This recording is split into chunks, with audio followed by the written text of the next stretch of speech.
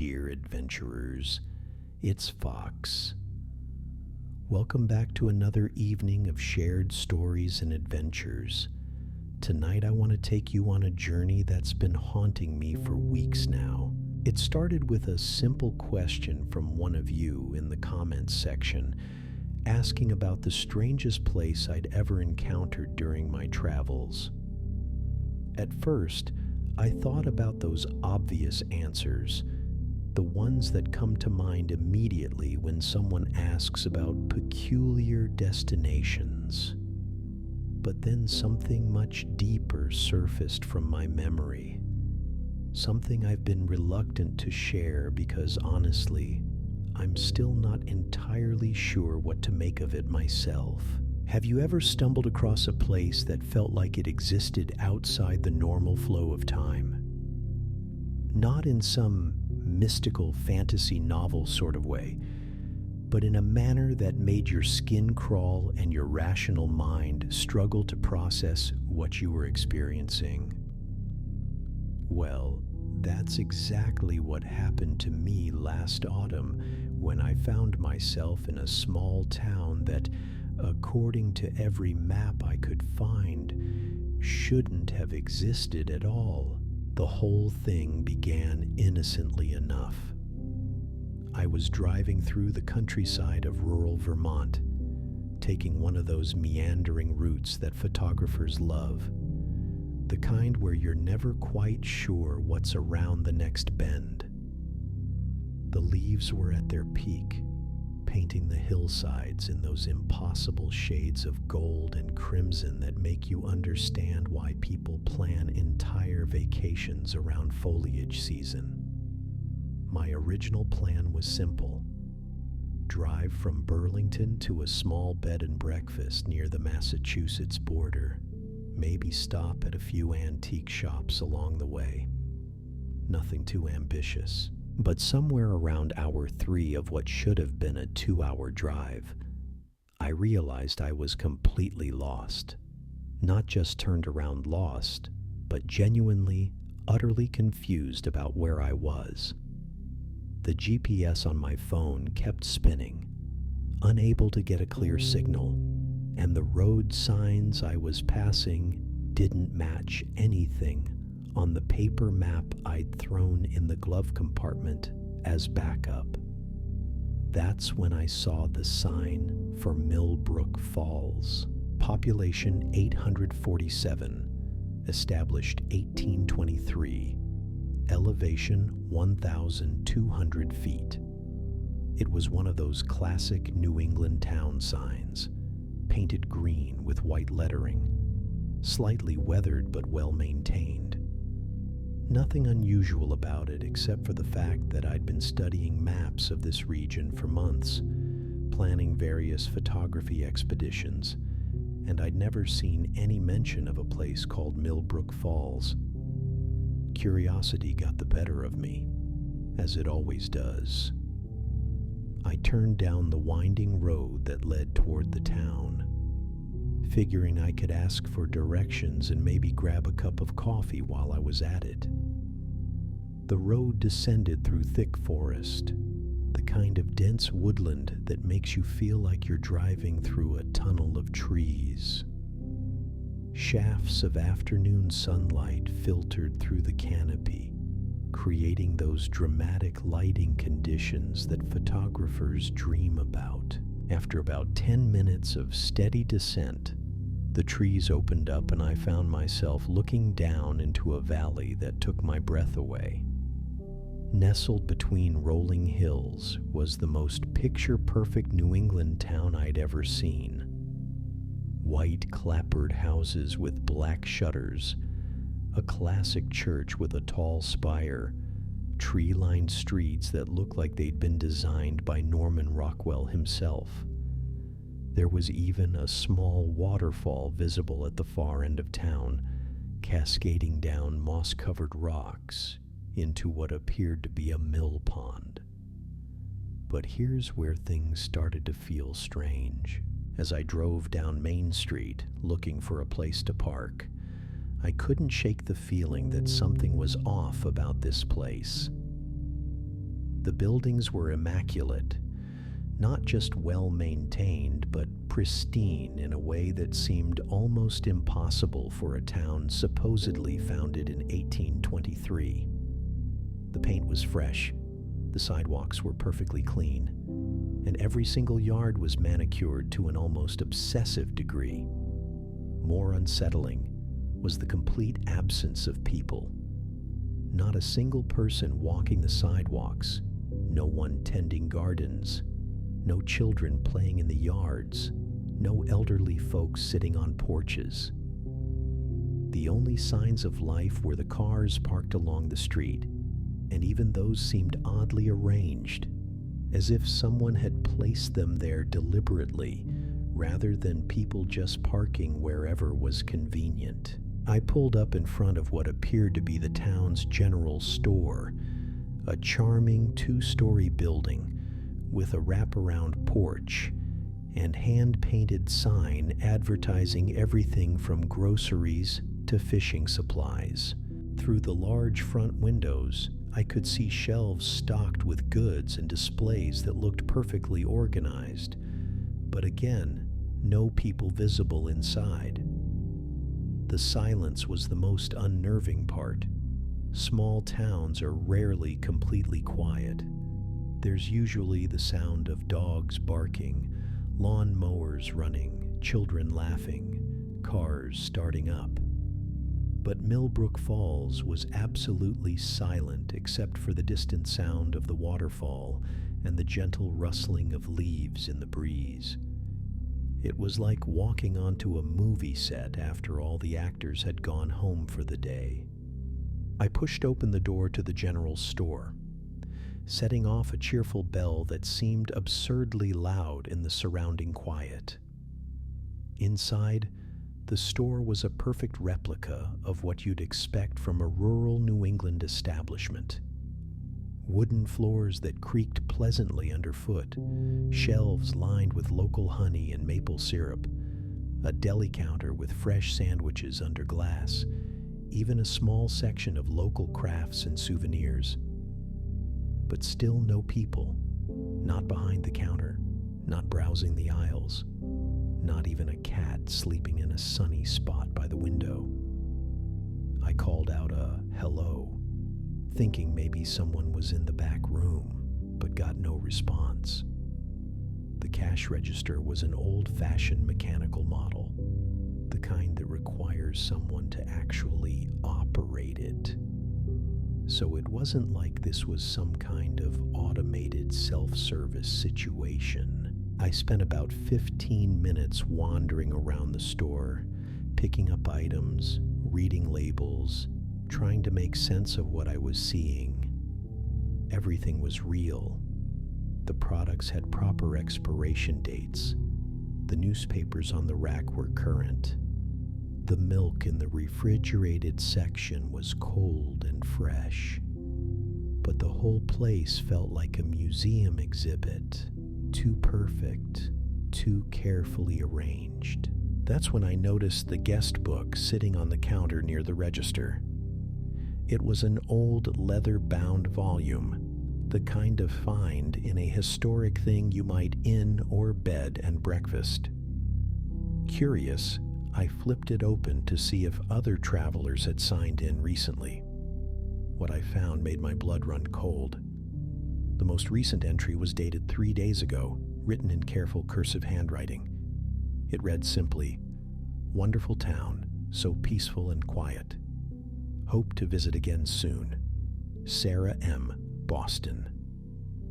Nothing unusual about that, except when I flipped back through the pages, I found dozens of similar entries, all praising the town's tranquility and beauty, all signed by visitors from various cities throughout New England. But here's the thing that made my hands start shaking as I read. Every single entry was written in the exact same handwriting. Not similar handwriting. Not the kind of coincidence you might expect from people with similar educational backgrounds. Identical handwriting, down to the way certain letters were formed. the pressure of the pen on paper, even the slight rightward slant that characterized each entry. Sarah M. from Boston, Michael R. from Hartford, Jennifer L. from Portland, all supposedly different people, but all writing with the exact same hand. I flipped through more pages, going back months, then years. Hundreds of entries, all different names, all different cities, all the same handwriting. Some entries mentioned specific local attractions, the beautiful waterfall, the charming church, the excellent coffee at Martha's Cafe. But they were all written by the same person, someone who had been carefully maintaining this illusion of a thriving small town for what appeared to be years. My heart was pounding now, that fight or flight response kicking in, even though I couldn't articulate exactly what I was afraid of. I carefully closed the guest book and headed for the door, trying to look casual, even though there was nobody around to see me. But as I reached for the door handle, I heard something that stopped me cold. Footsteps on the wooden porch outside, slow and deliberate, like someone taking their time to approach the store. Through the window, I could see a figure in dark clothing, but the afternoon sun was creating a glare that made it impossible to make out any details. The footsteps stopped right outside the door, and I could sense someone standing there, waiting. For what felt like an eternity but was probably only 30 seconds, neither of us moved.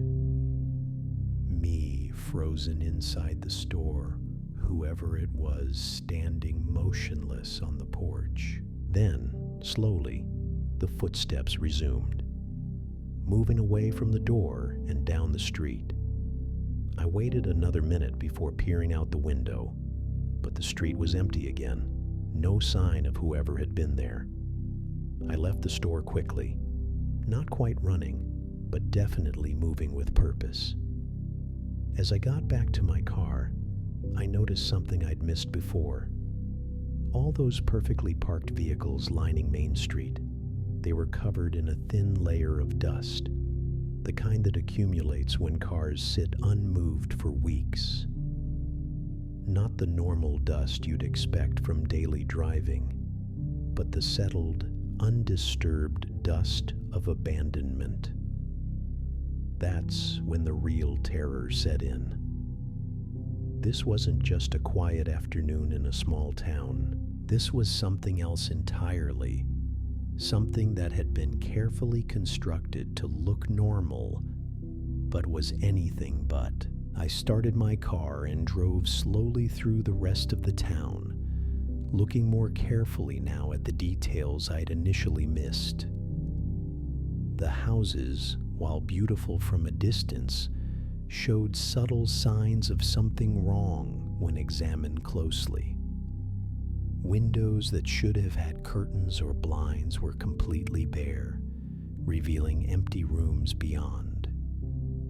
Gardens that appeared perfectly manicured from the street were actually filled with artificial flowers, the kind you might find at a craft store, carefully arranged to look natural from a passing car, but obviously fake when you knew what to look for. Even more disturbing, several of the houses had the same furniture visible through their windows. Not similar furniture, but identical pieces arranged in identical ways. The same blue armchair by the same style of window, the same landscape painting hanging on the same wall, the same ceramic vase sitting on the same wooden table. It was as if someone had furnished a handful of rooms and then replicated them throughout the entire town. I pulled over near the church, that steeple I'd admired earlier now looking somehow ominous against the darkening sky. The building itself was stunning, classic white painted wood with beautiful stained glass windows that caught the fading afternoon light. But like everything else in Millbrook Falls, something felt fundamentally wrong about it. The front doors were standing open, which seemed unusual for a rural church in the middle of the week. Through the doorway, I could see wooden pews arranged in perfect rows, an altar decorated with fresh flowers, even hymn books placed precisely in each pew pocket. But again, no people, no signs of recent use, no indication that services were actually held here. I found myself drawn to investigate, despite every instinct telling me to get back in my car and leave this place behind.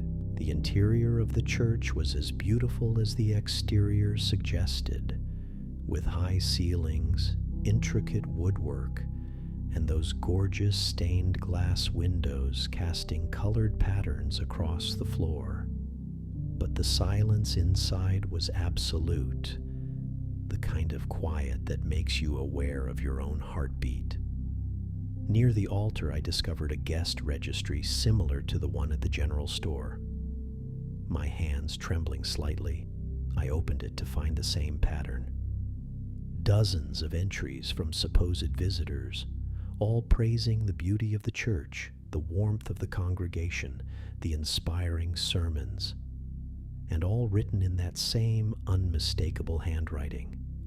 But this registry revealed something even more unsettling.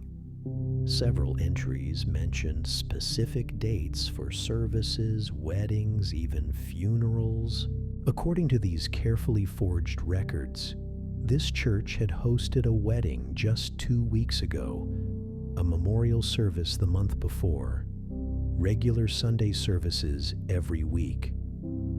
Someone had been maintaining an elaborate fiction of an active congregation, complete with detailed accounts of events that had never actually occurred.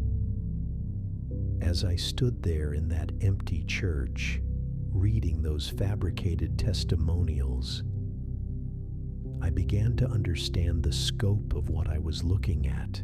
Millbrook Falls wasn't just an abandoned town that had been cleaned up for tourists. It was an active deception, a carefully maintained illusion designed to convince visitors that they were experiencing a thriving community, when in reality they were walking through an elaborate stage set. But who was maintaining this illusion? And more importantly, why? The amount of work involved would be staggering. Someone was keeping the buildings painted, the grass cut, the shelves stocked, the guest books filled with false entries. They were moving cars around to create the impression of residence, arranging artificial flowers in gardens, even ensuring that newspapers and perishable goods remained current. I left the church and walked toward the center of town, where a small park surrounded what appeared to be a war memorial. The bronze plaque listed names of local men who had died in various conflicts, from the Civil War through Vietnam. But when I looked closer, I noticed something that made my skin crawl. Several of the names were repeated across different wars, as if the same people had somehow died multiple times in different conflicts spanning more than a century. The war memorial itself was beautiful, clearly expensive and professionally made, but it was commemorating people who had never existed, honoring sacrifices that had never been made. Even the town's history was a fabrication, carefully crafted to create the impression of generations of families living and dying in this valley. As the afternoon shadows grew longer, I realized I needed to leave before darkness fell. Whatever was happening in Millbrook Falls, I had no desire to experience it at night. But as I walked back toward my car, I noticed something that stopped me cold. Fresh tire tracks in the dirt beside the road. Tracks that definitely hadn't been there when I arrived. Someone else had been here recently, and they'd parked in a spot where their vehicle wouldn't be visible from Main Street. The tracks led to a small dirt road I hadn't noticed before, partially hidden by overhanging trees. Against my better judgment, I decided to follow them. The dirt road wound through dense forest for about half a mile before opening into a small clearing. What I found there finally provided some answers, though they only raised more disturbing questions. Hidden among the trees was a collection of trailers and temporary buildings, the kind you might see at a construction site or movie location. Several vehicles were parked nearby, including a van with Massachusetts plates and what appeared to be maintenance equipment in the back. This was clearly the base of operations for whoever was maintaining the illusion of Millbrook Falls, but it was getting late, and I could see lights beginning to come on in some of the trailers, suggesting that people were returning from their day's work of maintaining the facade. I retreated quickly, not wanting to encounter whoever was responsible for this elaborate deception. As I made my way back to my car, I couldn't shake the feeling that I was being watched, that eyes were tracking my movements from windows I couldn't see.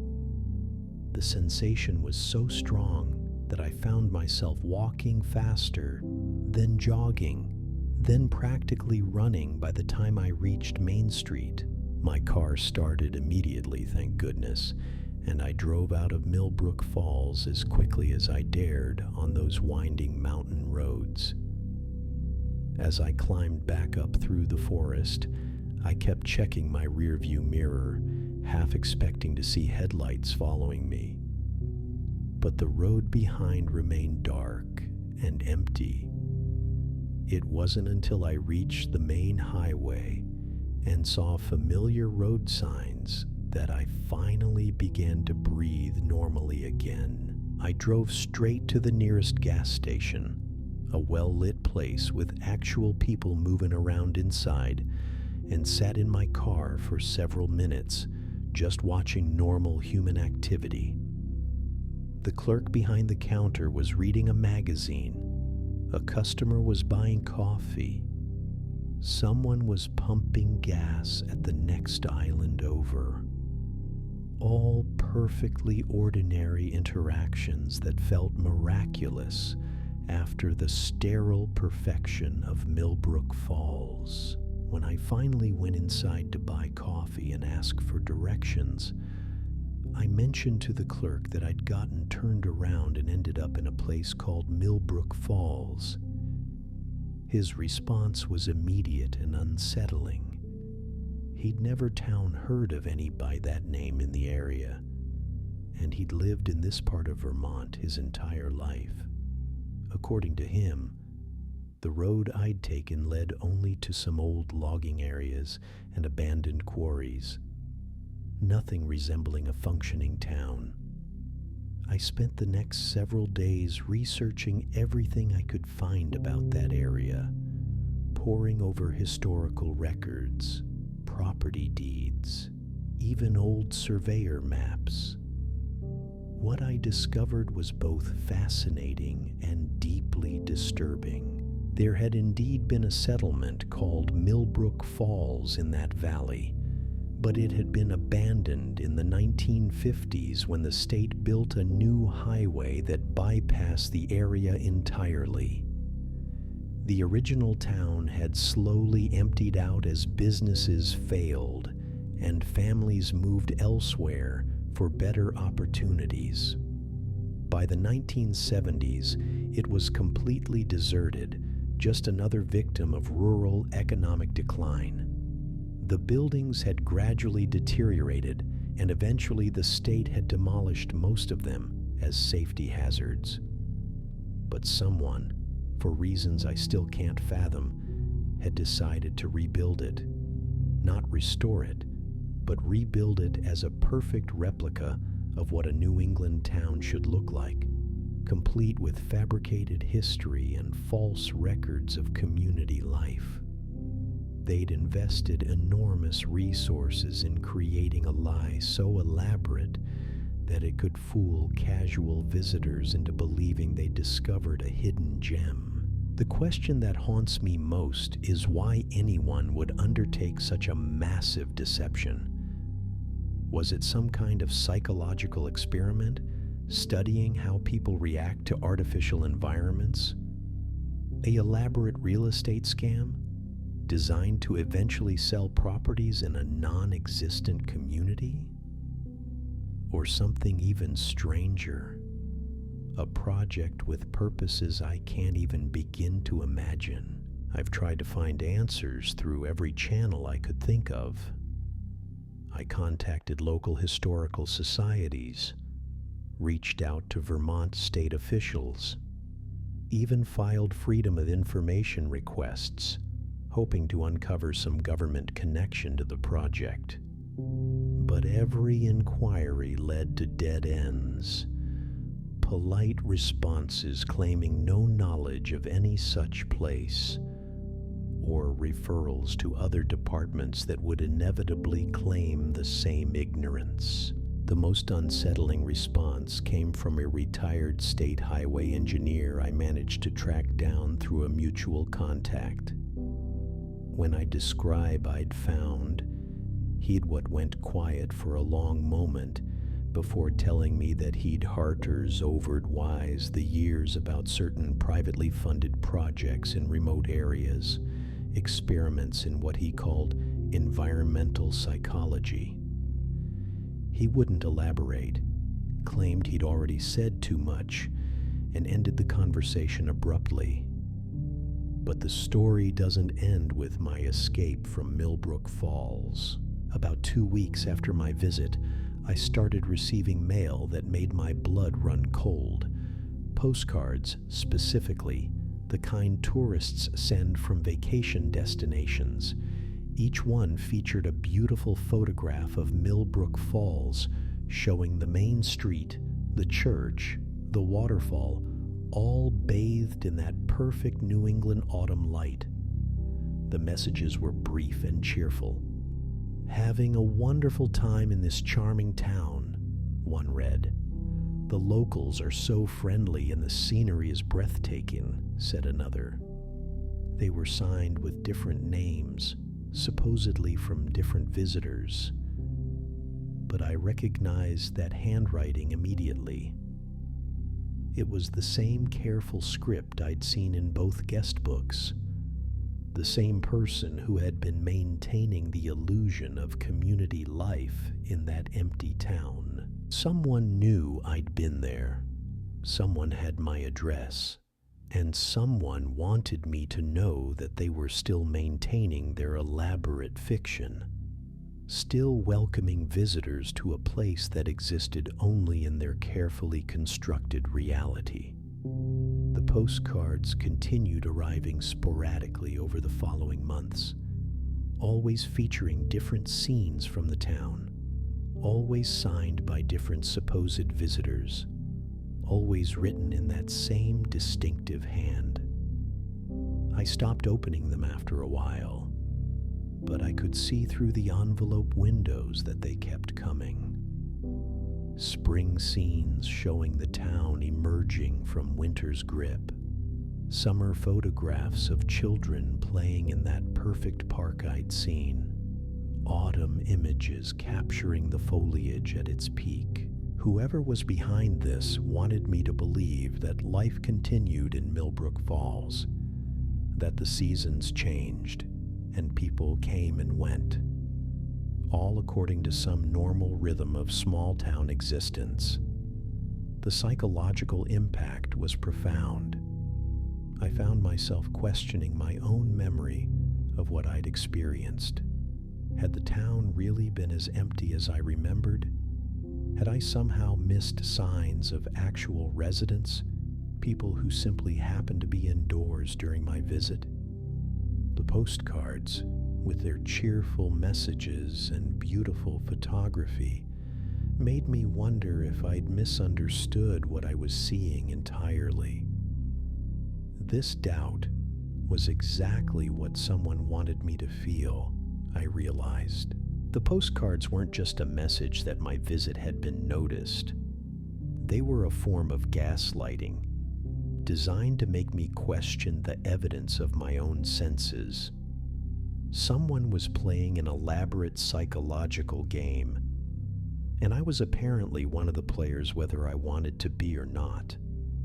I tried ignoring the situation entirely, throwing away the postcards without opening them, avoiding that part of Vermont altogether. But the experience had fundamentally changed how I viewed the world around me. Every small town I passed through now seemed potentially suspect. Were those people I saw walking the sidewalks real residents or carefully positioned actors? Were those shops actually serving customers or just maintaining the appearance of commerce? The paranoia was exhausting, but it also opened my eyes to something I'd never considered before. How much of what we accept as real is simply because it appears normal on the surface? How many elaborate deceptions might be hiding behind facades of ordinary life? Once you've seen one perfectly constructed lie, you start wondering how many others you might have walked past without ever noticing. I began researching other reported instances of similar phenomena, diving deep into online forums where people shared stories of encountering places that didn't quite make sense. What I found was both reassuring and terrifying. Dozens of accounts from travelers who'd stumbled across towns, buildings, even entire landscapes that seemed somehow artificial or staged. Most of these stories were dismissed as urban legends or the product of overactive imaginations, but the details were often remarkably consistent. Empty communities that appeared perfectly maintained but lacked any actual residents. Buildings that looked authentic from a distance but revealed themselves as elaborate facades upon closer inspection. Guest books filled with suspicious entries, all written in similar handwriting. Some accounts went even further than mine, describing encounters with people in these places who seemed somehow wrong. Individuals who spoke in oddly formal language, who gave identical responses to questions, who disappeared when not being directly observed. These stories ventured into territory that sounded like science fiction, but the emotional authenticity of the accounts was hard to dismiss. One particularly detailed report came from a photographer who'd encountered what she called a rehearsal town in rural Oregon. Like my experience, she'd found a beautiful community that appeared deserted but perfectly maintained. But she'd stayed longer than I had, camping nearby and observing the place over several days. According to her account, people did appear in the town, but only at specific times and only to perform specific activities. A woman would emerge to tend the garden at exactly 9 in the morning. A man would walk a dog down Main Street at 3 in the afternoon. Children would play in the park for precisely 1 hour each evening. But these activities were performed with mechanical precision. The same actions repeated in the same sequence day after day. The photographer claimed she watched the same family have the same picnic in the same spot at the same time for 3 consecutive days, complete with identical conversations and identical gestures. When she tried to approach them, they simply packed up and left, vanishing into buildings that appeared empty. Moments later, reading accounts like this made me wonder if I'd witnessed only the tip of something much larger and more organized. Were these isolated experiments, or part of some coordinated effort to create artificial communities across the country? The resources required for even one such project would be enormous, suggesting backing from wealthy individuals or organizations with unclear motives. The most disturbing possibility was that these places weren't abandoned experiments, but ongoing operations serving purposes I couldn't fathom. Perhaps they were testing grounds for social control techniques, studying how people respond to artificial environments. Maybe they were training facilities for some kind of covert operations, places where people could practice maintaining false identities in realistic settings. Or perhaps the purpose was even more sinister. Several of the online accounts I read mentioned feeling an overwhelming urge to stay in these places, to become part of whatever was happening there. They described a strange sense of belonging, as if the artificial community was calling to them on some deep psychological level. A few people claimed they'd returned to these places multiple times, drawn back by feelings they couldn't explain or resist. This reminded me of something I'd noticed, but hadn't fully processed during my own visit to Millbrook Falls. Despite my growing unease and eventual terror, there had been moments when the place felt incredibly appealing. The perfect cleanliness, the beautiful architecture, the complete absence of the chaos and stress that characterizes normal community life. Part of me had wanted to stay, to find a way to become part of that serene perfection. Was that reaction intentional? Had someone designed these places to trigger specific psychological responses, to make visitors want to abandon their real lives in favor of artificial but perfect alternatives?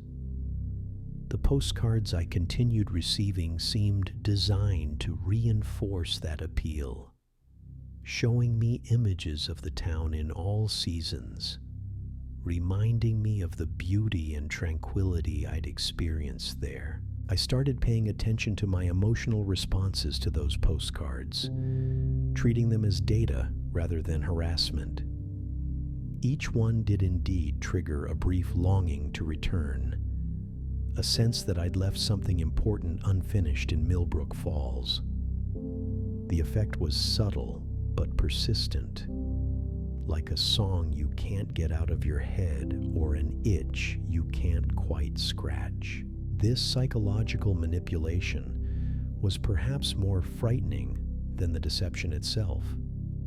Whoever was behind these projects understood human psychology well enough to create environments that could override rational thought and trigger deep emotional responses. They were using sophisticated techniques to make people question their own perceptions and desire experiences that weren't real. The implications were staggering. If someone could create a single fake town convincing enough to fool casual visitors, what else might they be capable of?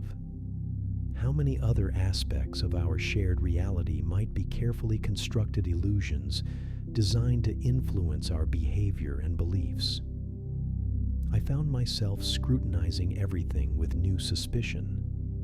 The news stories I read, the social media posts that shaped public opinion, even the conversations I overheard in public places. How much of what we accept as authentic human expression might actually be manufactured by people with hidden agendas? This paranoia was probably exactly what someone wanted me to experience. By creating doubt about one aspect of reality, They'd made me question everything else as well. It was a form of psychological warfare that didn't require direct confrontation, just the gradual erosion of trust in shared social institutions and common experiences. But I couldn't stop myself from digging deeper. I started mapping the locations where similar encounters had been reported, looking for patterns that might reveal the scope and organization behind these projects. What I found was both fascinating and alarming. The incidents weren't randomly distributed across the country, but clustered in specific regions, often in areas with particular geographic or demographic characteristics. Many were located in economically depressed rural areas, places where real communities had struggled or failed entirely. Others were found in regions with high concentrations of seasonal tourists, areas where temporary visitors might not notice subtle signs of artificiality. Almost all were in locations with limited cell, making it difficult for visitors to immediately phone coverage and sparse internet connectivity. Research what they were experiencing. The pattern suggested careful selection of sites where these experiments could operate with minimal risk of exposure. Someone had done extensive research to identify locations where artificial communities could be established and maintained without attracting unwanted attention from authorities or permanent residents. This level of planning and resource allocation pointed to something far more organized than individual eccentric wealthy people creating private fantasy worlds. The coordination required suggested institutional backing, possibly from government agencies, large corporations, or well-funded private organizations with long-term strategic goals. But what could those goals possibly be? The more I researched, the more questions arose, and the fewer answers I found. Each new piece of information only deepened the mystery, while making the scope of the deception seem larger and more sophisticated. The postcards stopped coming about 6 months after my visit to Millbrook Falls, ending as abruptly as they had begun.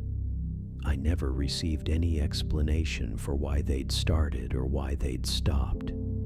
Just silence where there had once been regular reminders of my strange encounter. In some ways, the absence of postcards was more unsettling than their presence had been, leaving me wondering if the project had ended or simply shifted to a different phase. I've driven past the turnoff for Millbrook Falls several times since then, always feeling a mixture of curiosity and dread as I approach the familiar sign. Each time, I've convinced myself to keep driving, unwilling to risk another encounter with whatever was happening in that valley. But the temptation to return grows stronger with each passing, fed by unanswered questions and the lingering appeal of that perfect artificial community. Part of me knows that returning would be dangerous, not necessarily in a physical sense, but psychologically. Whatever techniques were being used, there had already affected me more than I cared to admit. The doubt, the paranoia, the constant questioning of reality that had followed my visit were probably intended consequences of the encounter. But another part of me feels an obligation to understand what I'd witnessed, to gather enough evidence to expose whatever was happening there. The idea that other people might stumble across Millbrook Falls unprepared, might be subjected to the same psychological manipulation I'd experienced, made me feel responsible for doing something more than just avoiding the place. This internal conflict has become one of the most persistent effects of my encounter with that artificial town. The knowledge that there are places in the world where reality itself is being manipulated, where elaborate lies are being maintained for unknown purposes, has fundamentally changed how I move through the world. Every beautiful small town I visit now carries the possibility of being another Millbrook Falls, another carefully constructed illusion designed to test or manipulate visitors in ways they won't understand until it's too late. The world has become a less trustworthy place, full of potential deceptions hiding behind facades of normalcy and charm. And perhaps that's exactly what someone wanted to achieve. Yet, here I am, still drawn to share this story with all of you, because I've come to believe that silence about these encounters only serves whoever is orchestrating them. They rely on people dismissing these experiences as delusions or keeping quiet out of fear of being ridiculed. But the more I've connected with others who've had similar encounters, the more I realize we're not dealing with isolated incidents, but something much more coordinated and widespread.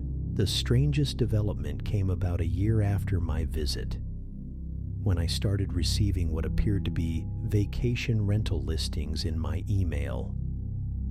Beautiful properties in quaint New England towns, each one featuring that same aesthetic perfection I'd witnessed in Millbrook Falls. Charming bed and breakfasts with suspiciously pristine gardens, historic inns with flawless period details, cottages nestled in valleys that looked almost too picturesque to be real. At first, I assumed these were just targeted advertisements based on my internet searches about rural Vermont. But when I started examining the listings more carefully, I noticed unsettling patterns. The interior photographs showed rooms that were beautiful but sterile, lacking the lived-in quality you'd expect from actual accommodations. More disturbing, several properties appeared to use identical furnishings arranged in identical ways, just like the houses I'd seen in Millbrook Falls. The guest reviews for these properties were glowing but oddly uniform in their language and enthusiasm. Everyone praised the peaceful atmosphere, the attention to detail, the feeling of stepping back in time to a simpler era. But the reviews had that same artificial quality I'd noticed in the guest books, as if they'd been written by someone trying very hard to sound like different people, but failing to mask their actual voice. I started cross-referencing the locations of these rental properties with the map I'd created of reported artificial town sightings. The correlation was striking. Nearly every property was located within 50 miles of a reported encounter with a suspiciously perfect community. It was as if someone was using vacation rentals as a way to draw people into areas where these experiments were being conducted. The implications were chilling. Were these properties legitimate businesses, or were they bait designed to lure visitors into controlled environments where they could be studied or manipulated? The idea that someone might book what they thought was a romantic weekend getaway, only to find themselves trapped in an artificial reality, made my stomach turn. I decided to test my theory by booking one of these properties under a false name, using a prepaid credit card and a temporary email address. The reservation process went smoothly, perhaps too smoothly. I received an immediate confirmation, followed by detailed directions to a property called Willowbrook Manor in rural New Hampshire. The communications were professional and welcoming, but they had that same slightly formal tone I'd noticed in the guest book entries at Millbrook Falls. The drive to Willowbrook Manor took me through increasingly remote countryside, along winding roads that seemed designed to disorient visitors and make it difficult to retrace your route. By the time I reached the property, I was thoroughly lost and completely dependent on the GPS coordinates provided in the confirmation email. The manor itself was stunning. A perfectly restored Victorian mansion surrounded by immaculate gardens and rolling lawns that looked like they belonged in a magazine. But as I approached the front door, that familiar sense of wrongness began creeping over me. The perfection was too absolute, too carefully maintained, lacking the small imperfections and signs of daily use that characterize real places where real people live and work. I was greeted by a woman who introduced herself as Margaret, the proprietor of the manor. She was perhaps 60 years old, impeccably dressed, with the kind of polished demeanor you might expect from someone running a high-end establishment. But there was something rehearsed about her mannerisms, as if she was playing a role rather than simply being herself. The interior of the manor was breathtaking, filled with authentic period furnishings and decorated with exquisite attention to historical detail. But like everything else I'd encountered in these places, it felt more like a museum exhibit than a functioning bed and breakfast. The rooms were too clean, the arrangements too perfect, the atmosphere too controlled. During my brief stay, I encountered other guests who seemed pleasant enough on the surface, but exhibited the same slightly artificial quality I'd noticed in Margaret. Their conversations felt scripted, their reactions predictable, their stories about their lives and travels oddly generic. When I tried to engage them in spontaneous discussion or ask unexpected questions, they would deflect smoothly but obviously, steering the conversation back to safe, predetermined topics. The most unsettling moment came during dinner when I mentioned that I was a travel writer researching unusual destinations in New England. The reaction around the table was subtle but unmistakable. A brief pause in conversation. Glances exchanged between the other guests. A slight shift in Margaret's demeanor from warm hospitality to watchful attention. From that point forward, I felt like I was being carefully monitored. Not obviously, but with the kind of professional surveillance that suggested trained personnel rather than curious amateur actors. When I excused myself to walk around the grounds after dinner, I noticed figures watching from windows, shadows moving in ways that suggested coordinated observation. I cut my stay short, claiming a family emergency required my immediate return home. Margaret was understanding but insistent about collecting detailed feedback about my experience, asking specific questions about what I'd found most memorable.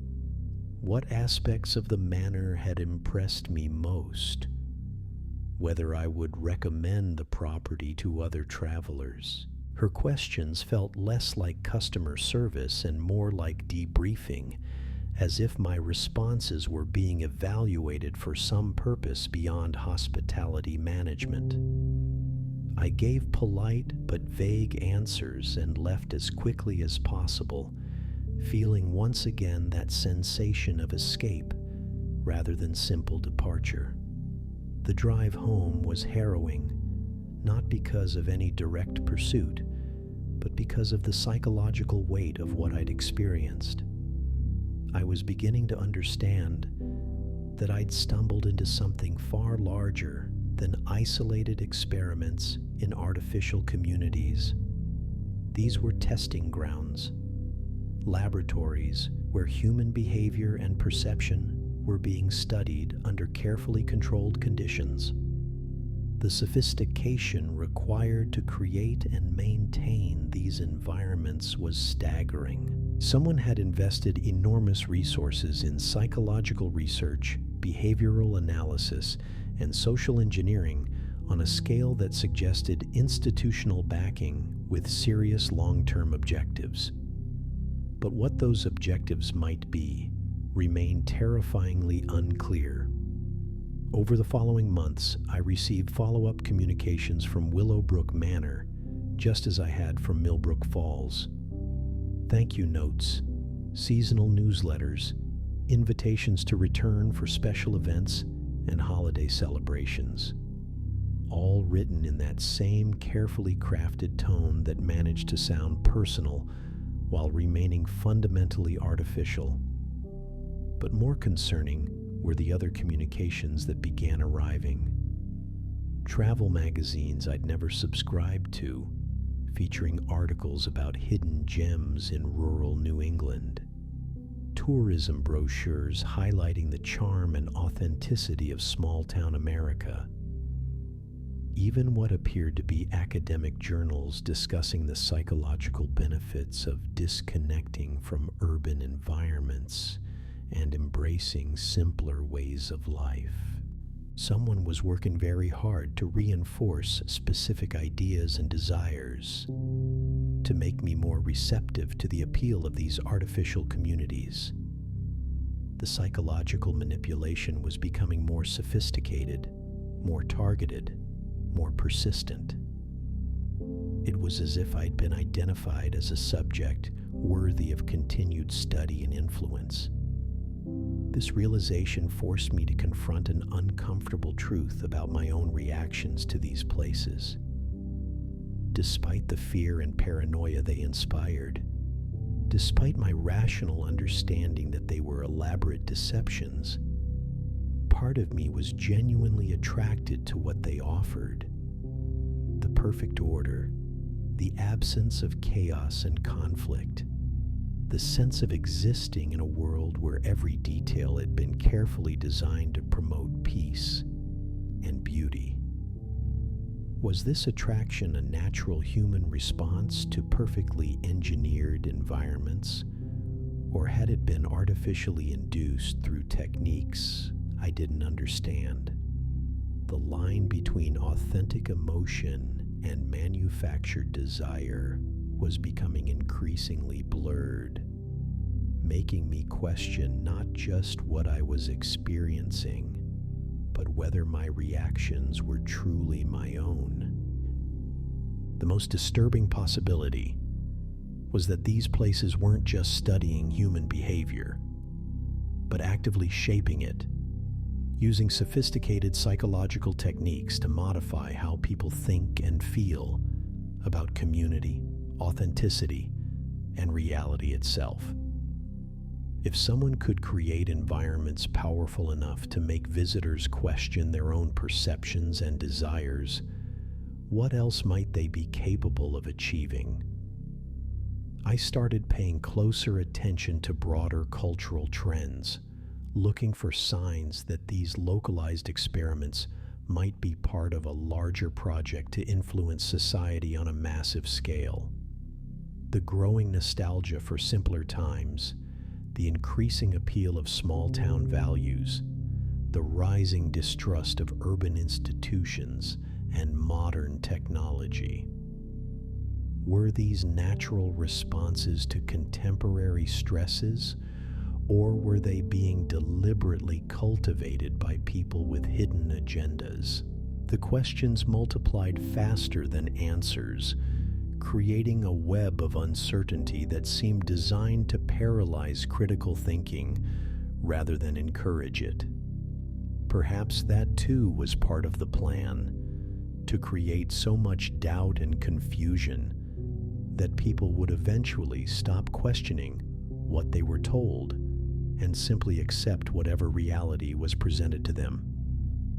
But I refused to stop asking questions, refused to accept that these experiences should remain private secrets whispered in dark corners of the internet.